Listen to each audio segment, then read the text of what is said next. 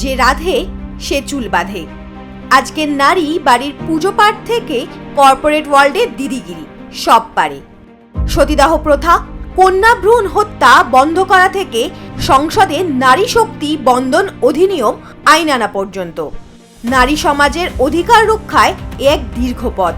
অথচ নারী শক্তি বন্ধন অধিনিয়মের বিরোধিতা করে সমাজের নারীদের 150 বছর পিছিয়ে দিতে চায় মমতা বন্দ্যোপাধ্যায়ের সরকার, যেখানে নারীদের অধিকার ও মর্যাদা রক্ষায় প্রতিশ্রুতিবদ্ধ মোদী সরকার। স্বচ্ছ ভারত ও উজ্জ্বলা যোজনার মাধ্যমে মৌলিক সম্মান নিশ্চিত করা, লাখপতি দিদির মাধ্যমে আর্থিক স্বাধীনতা, নারী সমাজের অগ্রগতির জন্য একের পর এক পদক্ষেপ নিয়েছেন মোদিজি। এই বিল পাশ হলে পশ্চিমবঙ্গে আসন 42 থেকে বেড়ে হতো 63। শুধুমাত্র বিজেপির বিরোধিতা করতে, নারীদের কণ্ঠরোধ করতেও পিছপা হলো না তৃণমূল। রাজ্যের স্বার্থ বা নারী সম্মান নয়, এদের কাছে রাজনীতি আগে। তবে আর নয়, 4 মে জবাব দেবে পশ্চিমবঙ্গের দুর্গারা।